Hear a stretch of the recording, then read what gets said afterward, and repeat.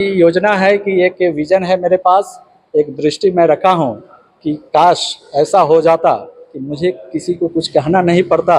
मैं विद्यार्थी को कि आओ तुम पढ़ो, विद्यार्थी स्वतः आए और पढ़े। टीचर को भी मुझे नहीं कहना पड़े कि आप जाके पढ़ाइए। स्वतः अपने कर्तव्य को लोग समझे, स्वतः अपने पठन पाठन को लोग समझे और समझे कि नहीं मुझे विद्यालय में जाना है और मुझे पढ़ना है। टीचर यह समझे कि मुझे पढ़ाना है। काश ऐसा हो जाता। और इस तरह पर ये थीम है मेरा, ये विज़न है और इस पर मैं प्रयास कर रहा हूँ। अभी तक ले जो भी चीज़ें मैंने सोचा है अपने विद्यालय के कमोबेश मैंने प्राप्त किया है और ये हमारी अभी 5 साल से अधिक सर्विस है। मैं प्रयास करूँगा कि ये विज़न भी मेरा पूरा हो जाए। नमस्कार, प्रभात खबर में आप सभी का स्वागत है। मैं हूं अभय राज।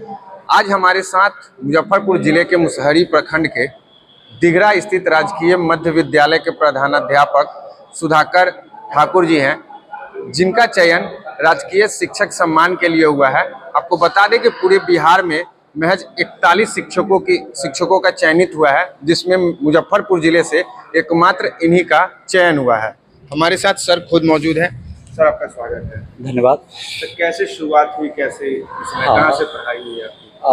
चूँकि हमारी बहाली बिहार लोक सेवा आयोग 1999 में हुई है और मैं बोचहा में प्राथमिक विद्यालय बरहेता गंगाराम खानटोला में रहा। वहाँ 7 साल सेवा दी मैंने। वहाँ पर वहाँ की स्थिति थी कि वहाँ साक्षरता नाम मात्र की थी, लेकिन वहाँ पर भी मैंने 100% नामांकन कराया, बच्चों का ठहराव कराया और एक तरह से कहा जाए कि वहाँ शिक्षित करने का कार्य मेरे द्वारा हुआ। उसके बाद मैं मध्य विद्यालय पानापुर कांटी में आया। वहाँ बहुत अच्छा विद्यालय चला, लोगों का सहयोग मिला, बच्चों की संख्या काफ़ी बढ़ी और एक विद्यालय इस तरह का बन गया कि उस लोकेलिटी के स्थानीय जितने भी विद्यालय थे, उस पोषक क्षेत्र के भी बच्चे मेरे यहाँ आने लगे। जब मैंने कहा कि नहीं आपके क्षेत्र में तो हरचंदा स्कूल है, रक्षा है, तो नहीं सर वहाँ पढ़ाई नहीं होती, आपके यहाँ पढ़ाई होती। जैसे वह मेरा विद्यालय एक बहुत प्रसिद्ध हो गया था। जैसे पहले एक ज़माने में था कि एलएस कॉलेज में नाम लिखाना ये गौरव की बात हो गई। उसी तरह जब मैं वहाँ प्रधानाध्यापक के रूप में 2007 से 13 तक रहा तो वहाँ वही स्थिति हो गई। बहुत शैक्षणिक माहौल रहा। वहाँ के बच्चे आज भी इंजीनियरिंग में चाहे अन्य किसी कंपनी में देखते हैं कि बड़े बड़े पैकेज में वहाँ, और बहुत अच्छा लगता है कि गौरव, सौरव, हिमांशु ऐसे कुछ बच्चे हमारे मध्य विद्यालय पानापुर से भी गए। उसके बाद प्रधानाध्यापक के रूप में हमारी पोस्टिंग मध्य विद्यालय कोठिया अपग्रेड हाई स्कूल भी था, मैठी पंचायत में है, गायघाट में हुई। और वह विद्यालय बहुत ही, चूँकि वो विवादित विद्यालय था, हमेशा वहाँ के एक मैडम थी रंजना मैडम, बराबर कहा करती थी कि सुधाकर जी आप आए हैं तब से यह विद्यालय विवाद रहित हो गया है और शैक्षणिक माहौल बना है। नहीं तो प्रति सप्ताह प्रति महीना मुझे यहाँ पंचायती करने आना पड़ता था। तो वहाँ एक शिक्षकों का मैंने सहयोग हमने लिया, ग्रामीणों से सहयोग लिया और एकदम निम्न स्तर पर जो विद्यालय था पढ़ाई के मामले में, उसका निम्न स्तर था। वह विद्यालय 2013 में उत्कृष्ट विद्यालय का पुरस्कार मैंने वहाँ प्राप्त किया। साल भर में वहाँ मैंने उस विद्यालय को उत्कृष्ट विद्यालय दिलाया। और 2013 में 11 नवंबर अबुल कलाम आज़ाद जी के जन्म दिवस पर शिक्षा दिवस मनाया जाता है। गांधी मैदान में मुख्यमंत्री और शिक्षा मंत्री के द्वारा उस समय दिया गया। उसके बाद जैसे मेरा स्थानांतरण मध्य विद्यालय दिघरा मुशहरी में हुई तो वहाँ नई बाउंड्री था, नई वो फील्ड के द्वारा आम रास्ता बना हुआ था। एक तरह से अपराधियों का जमावड़ा वहाँ बना हुआ था। शाम को वो कंप्लीट विद्यालय जो था कि अपराधियों के चंगुल में चला जाता था। तो वहाँ जाने के बाद मैंने देखा कि यहाँ विवाद बहुत ज़्यादा है, लेकिन हमारे में आदत है कि मैं चुनौती से भागता नहीं, समस्याओं से भागता नहीं। जो भी समस्या है उसका समाधान मैं खोजता हूँ और ग्रामीणों से प्रयास मिला रहता है कि ग्रामीण सभी अच्छे होते हैं, 2, 4, 5, 10 जो गड़बड़ पूरे माहौल के किए रहते हैं। हम मेरा हमेशा प्रयास रहे कि ग्रामीणों का सहयोग लूँ, विद्यालय शिक्षा समिति का सहयोग लूँ और ये कार्य मैंने किया था। विद्यालय में बाउंड्री भी बन गया और वो रास्ता भी बन गया और आज विद्यालय का माहौल यह है कि जाइएगा तो आपको भी इतना अच्छा लगेगा कि आने का मन नहीं करेगा। और यहाँ तक ले कि मैं वहाँ 10 साल से 2014 से हूँ और मुझे वहाँ से स्थानांतरण कराने की इच्छा भी नहीं होती है। मेरा ये मन है कि इस विद्यालय को और ऊंचाई दूं और विद्यालय आज जो भी राज्य स्तर की टीम या राष्ट्रीय स्तर की टीम आती है, जिला स्तर की टीम आती है, तो सभी आकर देखते हैं, बड़े प्रसन्न होते हैं और तारीफ़ करते हैं। यहाँ पर भी मैंने देखा कि आज के डेट में वहाँ कोई भी ड्रॉप आउट नहीं है, कोई झिझक नहीं है। एक भी बच्चा नामांकित नहीं, सारे बच्चे आते हैं, ठहरते हैं। और उस बच्चे की उपलब्धि भी है, नवोदय में उसका सिलेक्शन हुआ है और 8वें वर्ग में जो छात्रवृत्ति की परीक्षा होती है उसमें बच्चे हमारे सेलेक्ट होते हैं। हम लोग लगातार प्रयास कर रहे हैं कि सिमुलतला में भी चुनाएं, सैनिक स्कूल में भी चुनाएं। एक प्लानिंग के तहत हम लोग प्रयास करते हैं और मैक्सिमम 100% हमारे शिक्षक, जितने भी शिक्षक हैं, कभी भी ऐसा कभी हमारे यहाँ, जब भी जिस विद्यालय में रहा हूँ, विद्यालय में गुटबाजी नहीं होने दिया हूँ। एक लीडरशिप की जो गुण होनी चाहिए मैं उसका इस्तेमाल करता हूँ। लीडरशिप में यह होता है कि वो रास्ता दिखाता है, हुकूमत नहीं करता है, प्रशासन नहीं करता है। मैं कभी हुकूमत करने की कभी नहीं सोचा। मैं शिक्षकों से सहयोग लेने का प्रयास किया, विद्यालय शिक्षा समिति, समुदाय से सबों का सहयोग लेने का हमने प्रयास किया और शिक्षा विभाग से भी मेरा अच्छा तालमेल रहा और जिसके कारण ऐसा होता है कि मेरा विद्यालय आज के डेट में हम कह सकते हैं गर्व के साथ कि मेरा विद्यालय जिला में नंबर 1 है। नॉर्मली देखा जाता है कि गार्जियन सरकारी स्कूल से नाम कटवा कर प्राइवेट स्कूल में अपने बच्चों को भेजते हैं, लेकिन आपके साथ इसका विपरीत है, प्राइवेट से नाम कटवा कर आपके यहाँ भेजा, ऐसा क्या परिवेश वहाँ पे आप? जी हाँ, होता क्या है कि एक अवधारणा बन जाती है कि प्राइवेट स्कूल में पढ़ाई होती है। पूर्व में देखा गया है कि बच्चों को धैर्य और जाजिम दिया जाता था। कुछ ऐसे बच्चे गार्जियन होते हैं, अपने बच्चों को नीचे बैठने के में थोड़ा सा इनको शर्मिंदगी महसूस होती है।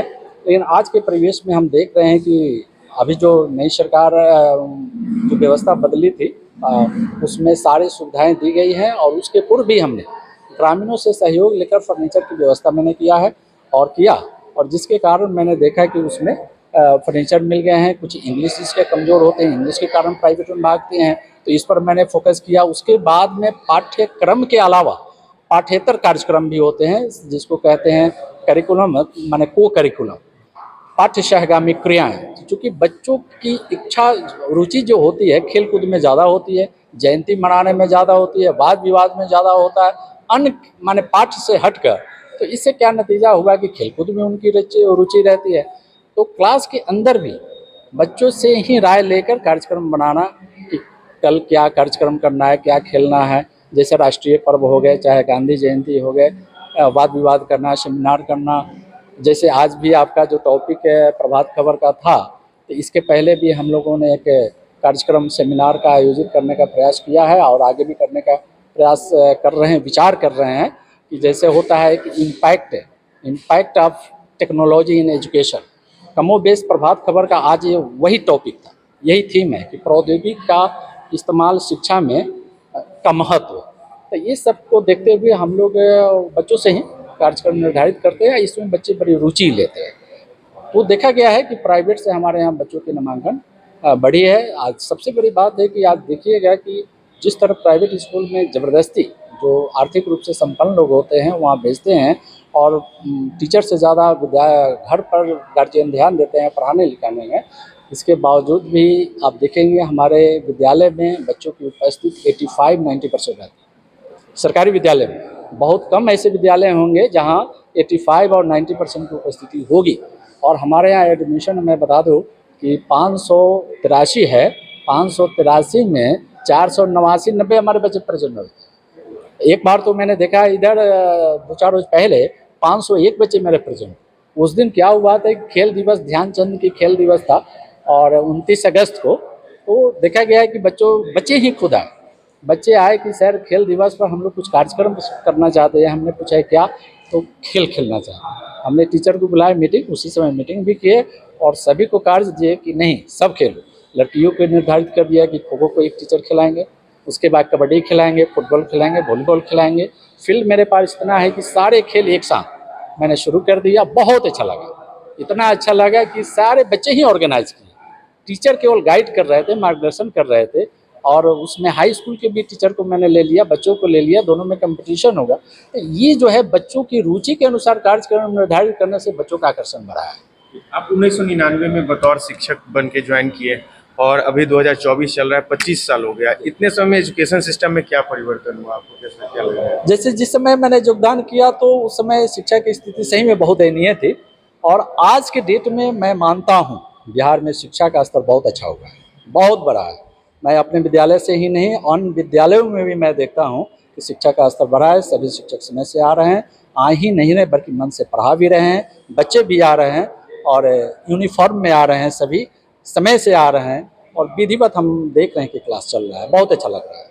आगे क्या योजना है आपका, कैसे? हमारी योजना है कि एक विजन है मेरे पास, एक दृष्टि में रखा हूँ कि काश ऐसा हो जाता कि मुझे किसी को कुछ कहना नहीं पड़ता, मैं विद्यार्थी को कि आओ तुम पढ़ो, विद्यार्थी स्वतः आए और पढ़े, टीचर को भी मुझे नहीं कहना पड़े कि आप जाके पढ़ाइए, स्वतः अपने कर्तव्य को लोग समझे, स्वतः अपने पठन पाठन को लोग समझे और समझे कि नहीं मुझे विद्यालय में जाना है और मुझे पढ़ना है, टीचर यह समझे कि मुझे पढ़ाना है।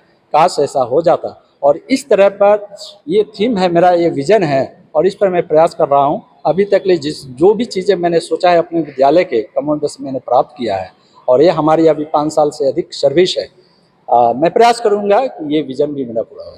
राजकीय शिक्षक सम्मान के लिए आपका चयन हुआ है, कल आपको सम्मानित किया जाएगा, कैसा लग रहा है? इस तो बड़ी खुशी की बात है। सबसे ज़्यादा खुशी होती है कि सम्मान के लिए जब चयनित हो जाने के बाद आप जैसे लोग हैं, मित्रों का, चाहे अन्य पदाधिकारियों का, बुजुर्गों का, घर में परिवार में भाई बंधुओं का जब मैसेज आता है तो ये देखकर बड़ी दिल प्रफुल्लित होता है। और यह प्रफुल्लित ही नहीं होता है, हमारी जवाबदेही की और ये तो इंसेंटिव है, प्रोत्साहन है, जो कार्य मैं कर रहा हूँ उससे और आगे बेहतर करने की जवाबदेही मैं महसूस कर रहा हूँ कि मुझे करना चाहिए। Thank you sir. ये हमारे साथ सुधाकर ठाकुर जी थे, जिनको कल पटना के श्री कृष्ण मेमोरियल सभागार में सम्मानित किया जाएगा।